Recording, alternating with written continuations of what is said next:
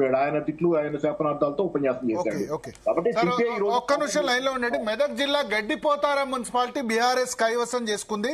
చాలా surprising result. 17 గడ్డిపోతారంలో 14 BRS, 3 Congress party, ఒకళ్ళు independent గెలిచారు. ఎస్, మనతో పాటు నగేష్ మన ప్రతినిధి ఫోన్ లైన్ లో ఉన్నారు. నగేష్, ఏంటి అఫీషియల్ గా మొత్తం 17-18 వార్డ్స్ కూడా డిక్లేర్ అయిపోయినాయా, ఇంకా లేకపోతే ఇది ఆధిక్యత మాత్రమేనా? గడ్డపోతారంలో 14 బీఆర్ఎస్ అఫీషియల్ గానే డిక్లేర్ చేశారు. అయితే ఇంకా 2 వార్డులకు సంబంధించి ఫలితాలు రావాల్సి ఉంది. కాంగ్రెస్ అయితే 1 వార్డుకు సంబంధించిన ఫలితాలు ఇచ్చారు అక్కడ. ఓకే, సో కాంగ్రెస్ ఒకటే గెలిచింది అక్కడ. 1 వార్డు కాంగ్రెస్ గెలిచింది, ఇంకో వార్డు లీడ్ గా ఉన్నట్టుగా చెప్తున్నారు. సో 14 అంత అద్భుతమైన రిజల్ట్ రావడానికి ఏంటి కారణం? ఏం కనిపిస్తుంది? నీలమ్మధు ముదిరాజ్ భార్య పోటీ చేసింది గడ్డిపోతారమా లేకపోతే ఇంద్రేశమా? ఇస్నాపూర్ మున్సిపాలిటీ నీలం. ఈ గడ్డపోతారం అనేది అది బీఆర్ఎస్ కు కంచుకోట లాంటిది. హరీష్ రావు 2 సార్లు ప్రచారం చేశారు. ప్లస్ కొత్తగా ఏర్పడిన మున్సిపాలిటీ. గతంలో బొల్లారంకు అటాచ్ గా ఉండేది, బొల్లారం మండల కేంద్రంలోకి. అయితే జిన్నారము, గుమ్మడిదల, గడ్డపోతారం ఈ 3 ఆ సెగ్మెంట్ లో కొత్తగా ఏర్పడిన మున్సిపాలిటీలు. ఓకే ఓకే ఓకే సో అక్కడ డైరెక్ట్ గా మనకు ఎమ్మెల్యే గూడెం మైపాల్ రెడ్డి వచ్చి ప్రచారం చేశారు కదా చివరి రోజు, ఇక్కడ కూడా ప్రచారం చేశారు. అంటే గడ్డపోతారంలో గూడెం మైపాల్ రెడ్డి రంగంలోకి దిగడంతోనే అక్కడ బీఆర్ఎస్ కు స్ట్రెంత్ పెరిగిందని చెబుతున్నారు. ఎందుకంటే బీఆర్ఎస్ అనుచరులు ఎవరైతే మైపాల్ రెడ్డి అనుచరులు ఉన్నారో ఆయనకు సంబంధించిన వారికి బీఆర్ఎస్ ఫామ్ ఇచ్చారు. హరీష్ రావు ప్రచారం చేసే సందర్భంలో గూడెం మధుసూదన్ రెడ్డి, మైపాల్ రెడ్డి సోదరుడు, మైపాల్ రెడ్డి వైఫ్ కూడా వచ్చారు. ఆ రోజు పూర్తి స్థాయిలో వాళ్ళు ప్రచారం చేశారు. దాంతో అక్కడ బీఆర్ఎస్ పంచుకోటగా మారిపోయింది. ఓకే ఓకే ఓకే సో మిగతా ప్లేస్ లో ఇప్పుడు పటాన్ చెరువు పరిధిలో 5 కొత్త మున్సిపాలిటీస్ చేశారు. ఈ 5 మున్సిపాలిటీస్ లో సిచ్యువేషన్ ఎట్లా ఉంది? 5 బీఆర్ఎస్ కి ఎన్ని రావచ్చు, కాంగ్రెస్ పార్టీకి ఓవరాల్ గా మున్సిపాలిటీస్ ఎన్ని రావచ్చు? పటాన్ చెరువు అసెంబ్లీ సెగ్మెంట్ లో ఇస్నాపూర్, ఇంద్రేశం, జిన్నారం, గడ్డపోతారం, గుమ్మడిదల ఈ 5 మున్సిపాలిటీలు కొత్తగా ఏర్పడ్డాయి. ఇస్నాపూర్ రిజల్ట్ ఇంకా ఇప్పుడే 2 వార్డులు అయితే వచ్చాయి. 15వ వార్డులో కాంగ్రెస్ వచ్చింది, 16వ వార్డులో బీజేపీ వచ్చింది. అయితే ఇంద్రేశంలో కూడా 2 వచ్చాయి. ఇంద్రేశంలో 15-16 యాక్చువల్ గా. ఇస్నాపూర్ ఇంకా రాలేదు సార్. అయితే ఇస్నాపూర్ మున్సిపాలిటీ కొంత డిలే ఉంది. దాంతో ఇంకా ఫలితాలు అయితే మెల్లమెల్లగా వస్తున్నాయి. ముందడుగు అని చెప్తున్నారు కానీ క్లారిటీ అయితే లేదు. ఈ జిన్నారం లో కూడా ఇంకా స్పష్టంగా రిజల్ట్ అయితే రాలేదు. గడ్డపోతారం వరకు అయితే స్పష్టమైన రిజల్ట్స్ అయితే వచ్చాయి. సంగారెడ్డిలో ఇప్పటి వరకు 1 వార్డు రిజల్ట్ కూడా ఇవ్వలేదు. పోస్టల్ బ్యాలెట్ మాత్రమే ఇప్పటి వరకు రిజల్ట్ ఇచ్చారు. తర్వాత చిన్నగా ఏదైతే జహీరాబాద్ లో కొత్తగా ఏర్పడి చిన్న మున్సిపాలిటీ అవుతుందో కోహీర్ లో కూడా బీఆర్ఎస్ 2, ఎంఐఎం 1, కాంగ్రెస్ 2. కాంగ్రెస్ ఇప్పటి వరకు 3 వార్డులు అయితే గెలుచుకుంది.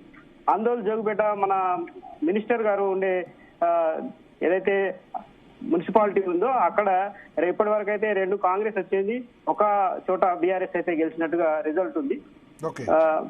మొత్తంగా మెదక్ లో చూసుకుంటే మెదక్ లో కూడా ఊహించని రీతిలో బీజేపీ 1 వార్డు అయితే గెలుచుకుంది. బీఆర్ఎస్ ఇప్పటి వరకు 3 వార్డులు, కాంగ్రెస్ 2 వార్డులు గెలిచింది. నర్సాపూర్, మెదక్ ఈ చోట భారతీయ జనతా పార్టీ కూడా కొంత ప్రాబల్యం కనిపిస్తుంది. నర్సాపూర్ లో 1, మెదక్ లో 1, తూప్రాన్ లో 1. ఈ 3 తూప్రాన్ ఇంకా రాలేదు. తూప్రాన్ లో బీఆర్ఎస్ వచ్చింది. మెదక్, నర్సాపూర్ ఈ 2 అయితే ఒక్కొక్క చోట ఒక్కొక్క వార్డు బీజేపీ అయితే గెలుచుకున్న పరిస్థితి కనిపిస్తుంది. ఓకే ఓకే ఒకసారి నల్గొండ జిల్లా వెళ్దాం. మా ప్రతినిధి జానయ్య ఉన్నారు. నల్గొండ జిల్లాలో కాంగ్రెస్ పార్టీ బోని చేసింది. నందికొండ మున్సిపాలిటీలో మొత్తం 12 వార్డులు అయితే 11 వార్డుల్లో కాంగ్రెస్ పార్టీ విజయం, 1 వార్డులో బీఆర్ఎస్ విజయం. సో జైవీర్ రెడ్డి, జానారెడ్డి చిన్న కుమారుడు. ఎస్ జానయ్య, సో నందికొండ, హాలియా 2 కూడా కాంగ్రెస్ పార్టీ దాదాపు అబ్సల్యూట్ మెజారిటీతో గెలిచినట్టేనా?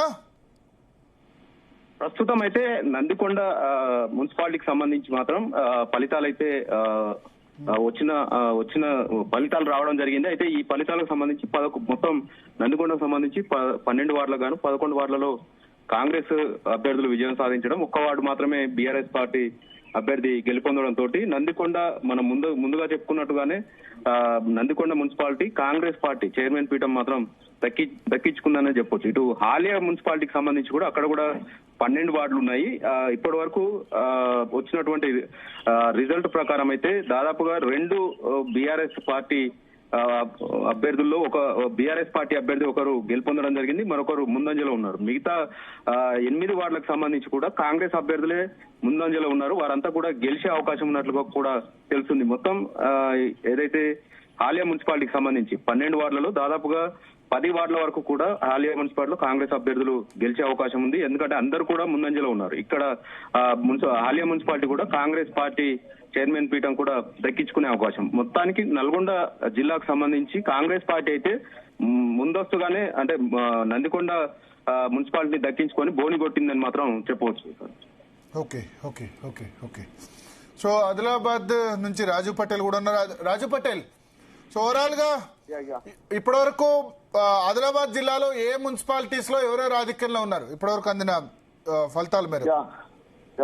ఆదిలాబాద్ జిల్లా సంబంధించి మనకు ఆసిఫాబాద్కి వెళ్తే ఆసిఫాబాద్ జిల్లాలో బీఆర్ఎస్ బోని కొట్టింది. సో మనం అనుకున్నట్టే ఎక్కువగా 7 వార్డుల్లో ఆసిఫాబాద్ మున్సిపాలిటీలోని 7 వార్డుల్లో కూడా బీఆర్ఎస్ పార్టీ లీడ్లో ఉంది. అందులో ఇప్పటికే 2 వార్డులను కైవసం చేసుకుంది. ఆసిఫాబాద్ మున్సిపల్ వార్డు 15లో బీఆర్ఎస్ పార్టీ 58 ఓట్లతోటి గెలిచింది. గెలిచిన అభ్యర్థి పేరు గుబడే నాగుబాయి. సమీప కాంగ్రెస్ అభ్యర్థిపై 58 ఓట్లతోటి బీఆర్ఎస్ అభ్యర్థి గుడే నాగుబాయి ఆసిఫాబాద్ మున్సిపాలిటీ 12వ వార్డులో గెలిచారు. అలానే ఆసిఫాబాద్ మున్సిపాలిటీ వార్డు 3లో బీఆర్ఎస్ అభ్యర్థి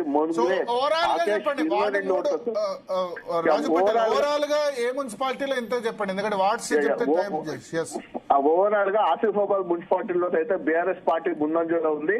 సో సెకండ్ ప్లేస్ కాంగ్రెస్ కు వచ్చింది ఆసిఫాబాద్.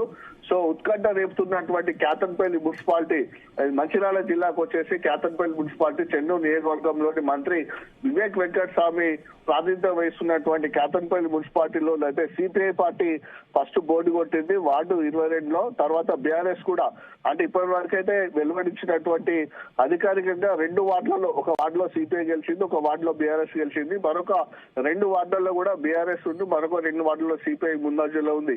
ఇప్పటి వరకు అయితే అక్కడ కాంగ్రెస్ పార్టీ ఇప్పుడున్నటువంటి రిజల్ట్ ప్రకారం ఇంకా ఎక్కడ కూడా లీడ్ లోకి తీసుకోలేదు. చెన్నూరులో అయితే 5 వార్డులలో చెన్నూరులో కాంగ్రెస్ పార్టీ లీడ్ లోకి వచ్చింది. మంచిర్యాలలో మొత్తం కార్పొరేషన్ 60 డివిజన్లు ఉన్నాయి. 60 డివిజన్లలో జరుగుతున్నటువంటి పరిస్థితులలో ఇప్పటి వరకు 12 వార్డులలో కాంగ్రెస్ పార్టీ ఆధిక్యంలోకి వచ్చింది. బీజేపీ 8 వార్డులు, అలానే బీఆర్ఎస్ పార్టీ 6 వార్డుల ఆధిక్యంలో కొనసాగుతుంది. సో ఆదిలాబాద్ జిల్లాలో కూడా అటు బీఆర్ఎస్ బీజేపీ మధ్యనే కూడా అక్కడ కూడా రిజల్ట్స్ లీడ్ లోకి వస్తున్నాయి. నిర్మల్ జిల్లాలో కొన్ని పోస్టల్ బ్యాలెట్లు బీజేపీ అభ్యర్థులకు అక్కడ ఎక్కువగా రావడం జరిగింది. భైన్సాలో అనుకున్నట్టుగానే ఎంఐఎం కొనసాగుతుంది. అయితే పోస్టల్ బ్యాలెట్ లో బీజేపీ వాళ్ళకు కూడా అక్కడ ఎక్కువగా పడ్డట్టుగా ఇప్పుడు మామూలు రిజల్ట్ వచ్చినా చెప్పండి, ఎందుకంటే పోస్టల్ బ్యాలెట్ 1-2 ఓట్లు దానివల్ల పెద్ద లేదు.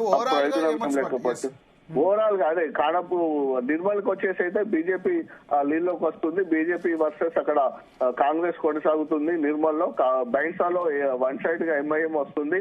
సో ఖానాపూర్ లో కాంగ్రెస్ వర్సెస్ బీఆర్ఎస్ వస్తుంది. ఇప్పటి వరకు ఖానాపూర్ రిజల్ట్స్ కనుక చూసుకుంటే 6 వార్డులలో కూడా కాంగ్రెస్ పార్టీ కూడా అక్కడ అభ్యర్థులు ముందంజలో ఉన్నారు. వాటికే అక్కడ లీడ్ వస్తుంది. ఇక లక్ష్మీపేటకు వచ్చేసి అయితే 10వ వార్డు సంబంధించినటువంటి ఒక అభ్యర్థి అనారోగ్యంతో ఎల్లమ్మ మృతి చెందడం జరిగింది.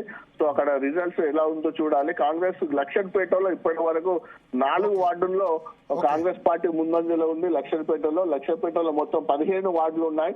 దానిలో 4 వార్డులో కూడా కాంగ్రెస్ పార్టీ ముందంజలో ఉంది. సో చెన్నూరులో కూడా కాంగ్రెస్ పార్టీ లీడ్ కొనసాగుతుంది. మంచిర్యాలలో కాంగ్రెస్ పార్టీ లీడ్ కొనసాగుతుంది.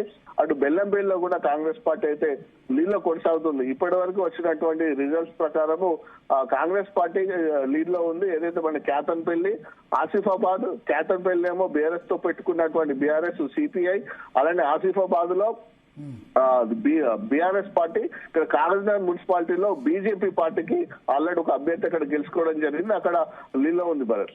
Okay okay okay thank you. So మనతో పాటు మానవతరాయ్ జాయిన్ అవుతున్నారు కాంగ్రెస్ పార్టీ నుంచి. మానవతరాయ్ గారు, సో ఇప్పటి వరకు వచ్చిన రిజల్ట్ ప్రకారం చూస్తే ఏమనిపిస్తుంది? తొలి మున్సిపాలిటీ ఫలితం వచ్చింది. ఎవరు మానవతరాయ్ గారు ఉన్నారు, ఇందిరా శోభన్ గారు ఉన్నారా?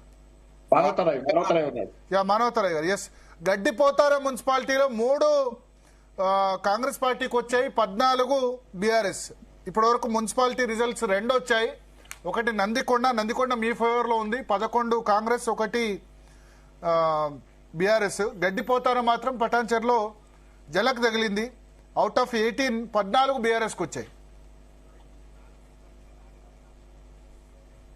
ఎస్ మనోతరే, ఈ ఫలితాలు ఇంకా కాంగ్రెస్ జోరైతే కనపడుతుంది.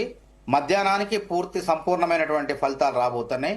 రేవంత్ రెడ్డి గారు ముఖ్యమంత్రి గారు ఎన్నికల ముందే ఇవాళ ఫలితాలు మన వాళ్ళు వీళ్ళు సర్వే ఫలితాలు వాళ్ళు వీళ్ళు చెప్తున్నారు. కానీ ముందుగానే ఎన్నిక జరగక ముందే 90% మున్సిపాలిటీలను కార్పొరేషన్లు మేము కైవసం చేసుకుంటామని చెప్పడం జరిగింది. దానికి కారణం ప్రధానంగా ఏంటంటే రాష్ట్రంలో అమలవుతున్నటువంటి సంక్షేమ పథకాలు. మా సంక్షేమ పథకాలే కాంగ్రెస్ ప్రభుత్వానికి. ఓకే ఓకే, అంటే ఓవరాల్ గా ఇంకా రిజల్ట్ రాలేదు. బట్ గడ్డిపోతారంలో మీకు ఎందుకు షాక్ తగిలింది? పటాన్చెర్లో అక్కడ స్థానిక పరిస్థితులను బట్టి ఉంటాయి. గుమ్మడిదల కూడా బీఆర్ఎస్ వైపుగా వెళ్తున్నట్టు తెలుస్తుంది. అది కూడా సేమ్ పటాన్చెరుకు సంబంధించిందే. పటాన్ గూడెం మహిపాల్ రెడ్డి కొంత ఆయన సందిగ్ధంలో ఉంటాం అటు ఇటు. తర్వాత చివరి నిమిషంలో బీఆర్ఎస్ వైపు ఆయన తిరగటం, ఆ బీఆర్ఎస్ కు ప్రచారం చేయటం, దానివల్ల కొంత ఉన్నది. కాంగ్రెస్ నుంచి మధువును తర్వాత ఇద్దరు కలిసి ప్రయత్నం చేసినా సరే కొంత ఇబ్బందికరమైన పరిస్థితి ఉంది. కానీ ఇంకా పూర్తిగా రావాలి, చూద్దాం, వేచి చూద్దాం. అదేవిధంగా మెదక్ లో కూడా మనం మొదటి నుంచి అనుకున్నాం. మనం మెదక్ గానీ ఈ ప్రాంతాల్లో కొంత బీఆర్ఎస్ ఎక్కడెక్కడ ప్రతికూల రిజల్ట్స్ అంటే